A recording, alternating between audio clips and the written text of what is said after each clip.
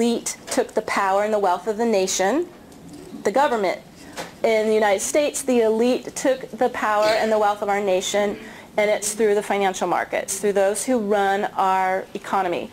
And so what we will see is the ripple, this wave, and it's going to move through our ecosystem, if you want to call it. It's going to move into the aura of the United States, and it's going to start to, it's going to shake it. It's going to shake it up. And what is it doing? It's collapsing the systems that no longer support the whole. So these are these polarized systems. And so how does that relate in like kind of 3D terms? What are systems that are polarized that we see and alive in our world?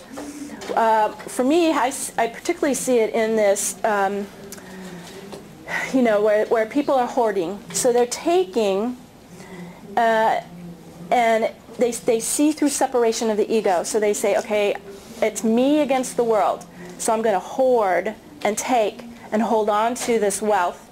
And they don't see that we're all part of this unified field and we're all in this together. They don't see our connectivity. They don't see our commonality. They think me against the world. So it's where someone has to win, someone has to lose. That's the polarity. I can only win if someone loses. And in the new earth, this is going to be more where everyone takes care of everyone, so we all win. So all our needs are met. It's not where someone is hoarding so that someone loses.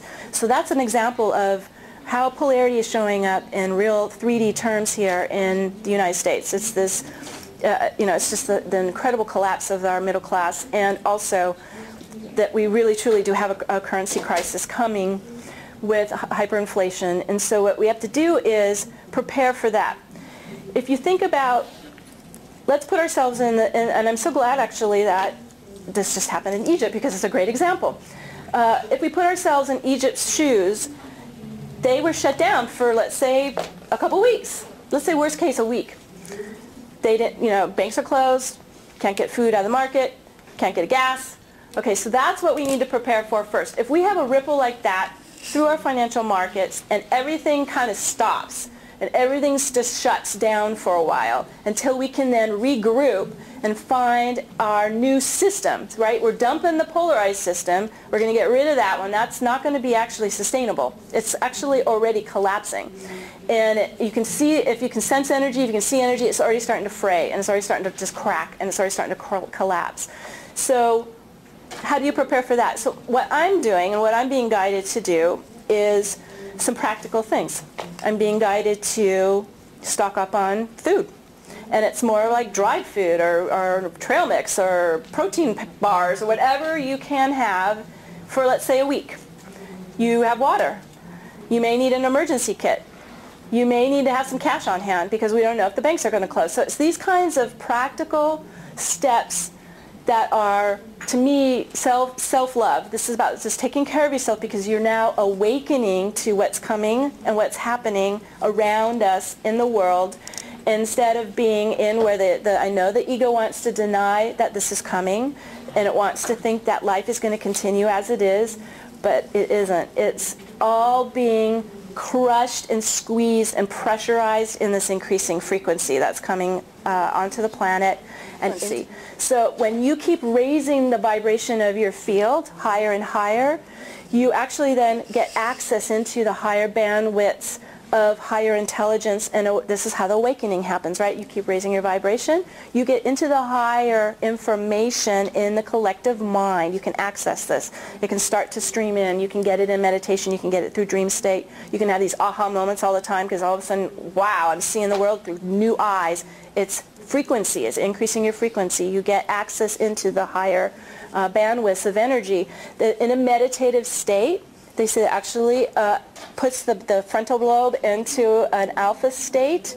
What we're doing in the vortex, we're accelerating that so high we can actually start to get towards gamma state. This is actually divine intelligence, the gamma ray state. So it's in a sense a quantum leap. This vortex is going to power you through stuff that normally would have taken years, if not lifetimes. But we need that right now because everything is accelerating anyways. So why don't we go ahead and take a couple questions, and then I'll take you into the vortex system so you can experience it. And yeah. When did it start? 20 years ago? Well, that's actually a very good question, because I feel it actually started in the 60s. Okay. And so we started actually kind of getting this opening happening in the quantum field with the new thought.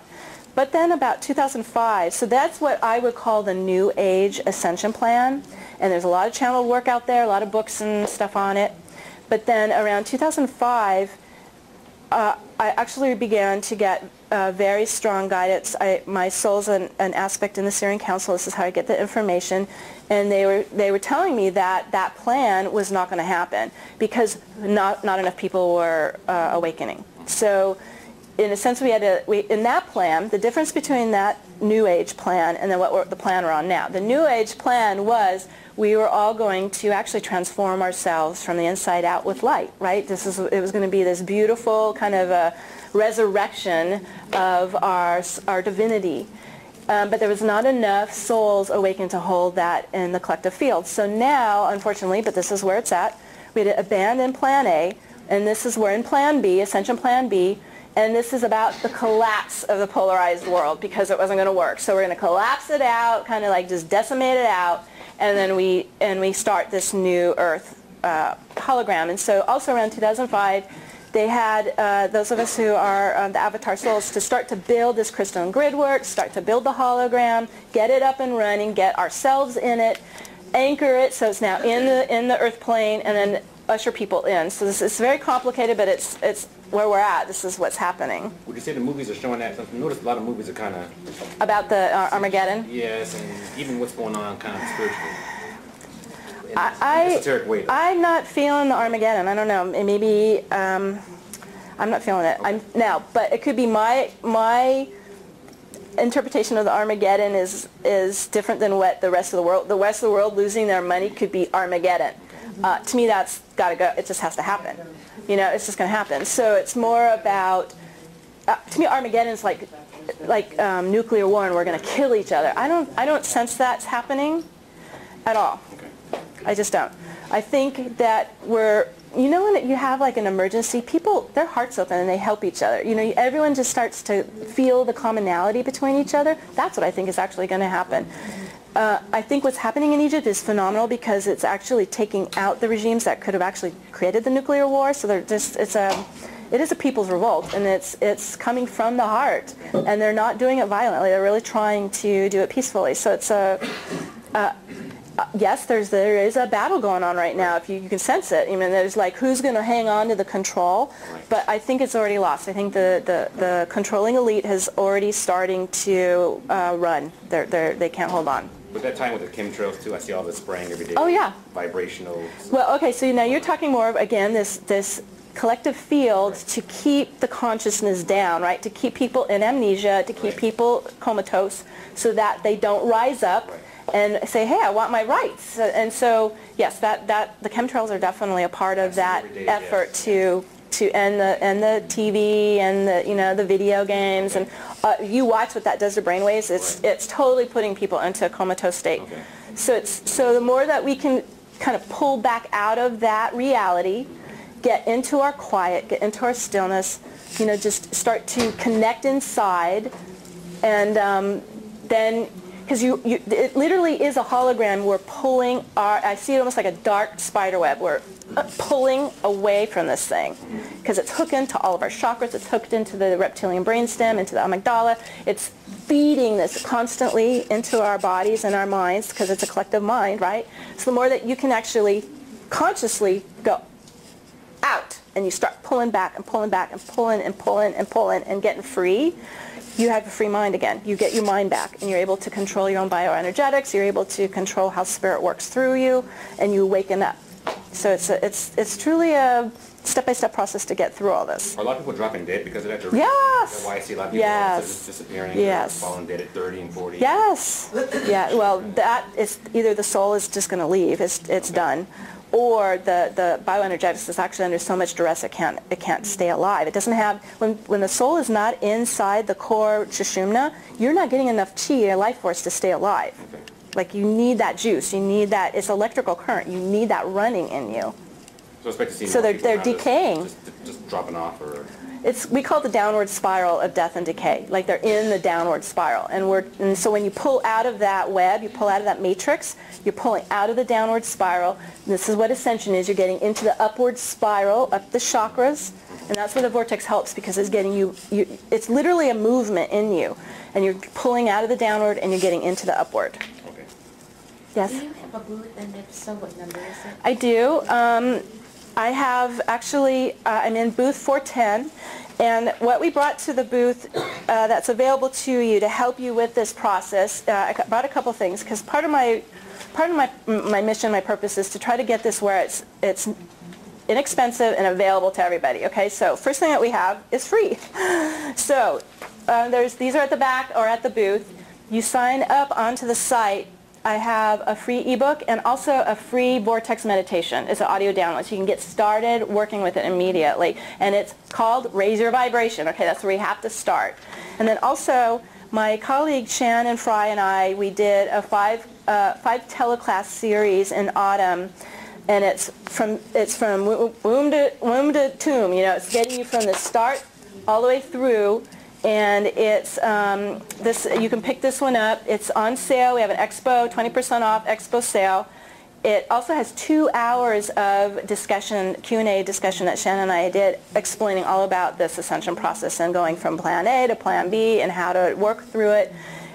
Because we've worked through it ourselves, it's all experiential. It's not channeled information from some otherworldly being. This is something that we've already done ourselves. So I'm very grounded and rooted and practical in this stuff. I'm an applicator. You know, it's just like, let's just get grounded and do this the right way.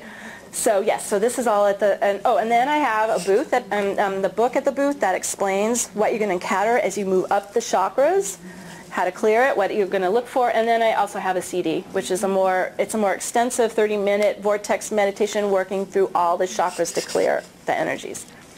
Okay.